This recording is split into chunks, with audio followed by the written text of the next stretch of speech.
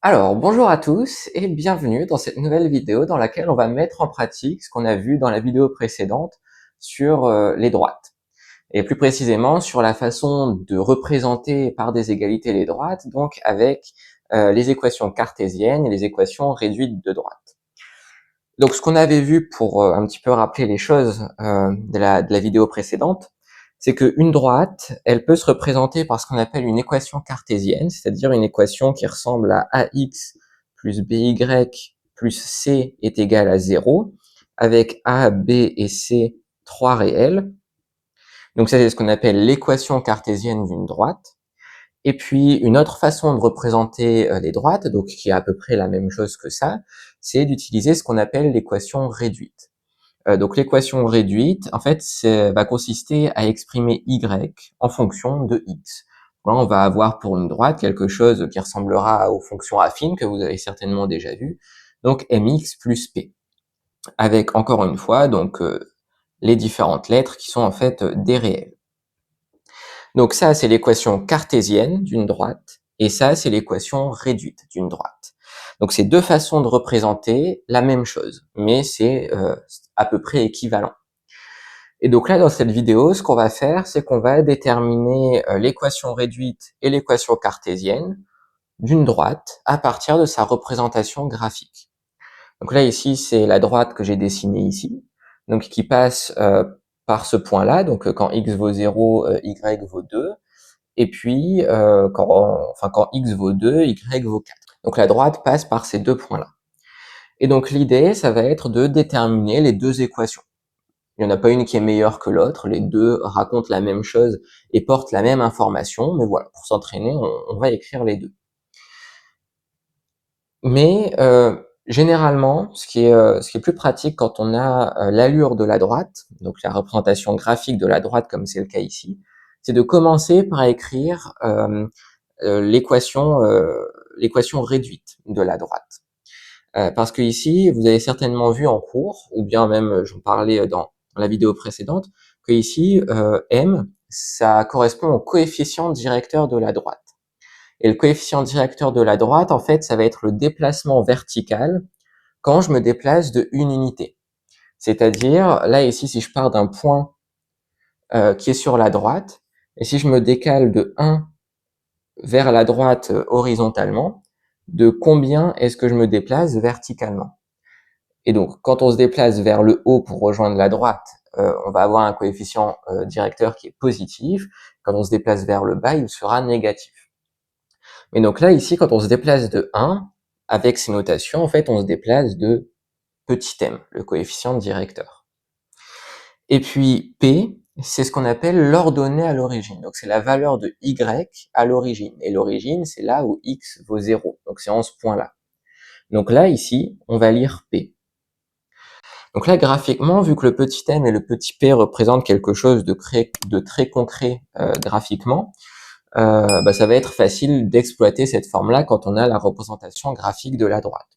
C'est un peu moins pratique quand on quand on veut partir de l'équation cartésienne et pour essayer d'interpréter graphiquement A, B et C.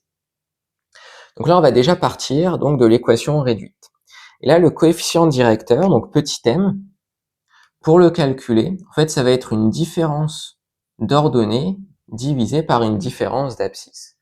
Donc là, on sait que la droite, passe par ces deux points. Donc on va pouvoir utiliser la différence d'ordonnée entre ces deux points et la différence d'abscisse entre ces deux points. Donc là, ici, en ordonnée, la différence, c'est 4 moins 2, donc 2, divisé par 2 moins 0, donc 2. Et donc on récupère que petit m vaut 1 dans notre exemple. Et puis P, ça se lit très rapidement vu que c'est l'ordonnée à l'origine. Et là, on a P qui est égal à 2. Donc au final, l'équation réduite de cette droite, ça va être y est égal à x plus 2. Et si on veut l'équation cartésienne maintenant, c'est assez simple en fait, on va juste tout ramener d'un même côté. Donc là, l'équation cartésienne de la droite, c'est y moins x moins 2 est égal à 0. Ou bien disons, pour l'équation cartésienne, on aime bien d'abord écrire le x et ensuite le y. Donc, on va plutôt dire que c'est x moins y plus 2 est égal à 0. Et donc voilà, là on voit clairement qu'en fait l'équation cartésienne et l'équation réduite, c'est quasiment la même chose. C'est juste une façon d'ordonner les termes qui est un petit peu différente.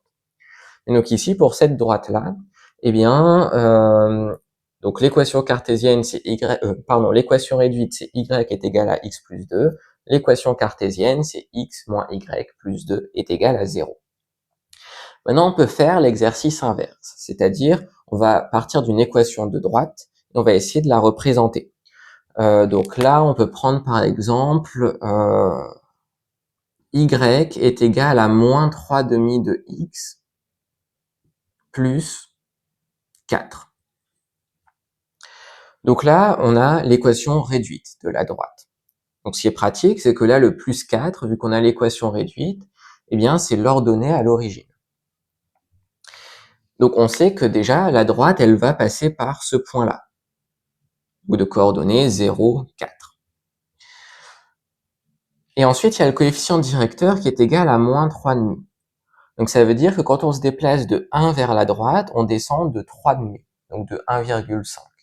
Sauf que c'est pas très pratique de descendre de 1,5 quand on a des graduations ou des quadrillages.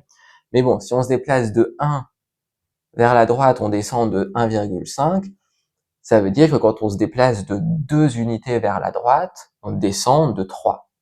Donc là, ici, si on se déplace de 2 unités vers la droite, on arrive ici.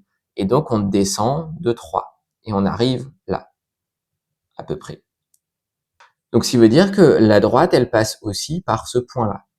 Donc, on sait que la droite passe par ce point-là et par ce point-là.